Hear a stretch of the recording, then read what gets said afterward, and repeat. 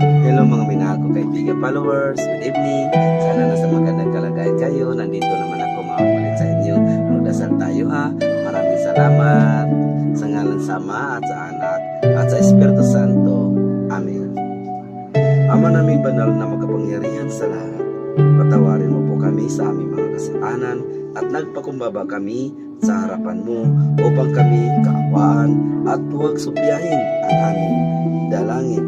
Yayaman kami at umaasa at nanaig sa iyo, Panginoon. Tulungan mo po kami ng aming mga pangangailangan sa kaluluwa at sa katawan. Kami po magiging mabuting Kristiyanos bilang papasalamat sa iyo, Panginoon, sa biyayang binigay mo sa amin. Tutuparin at susundin namin ang iyong mga utos.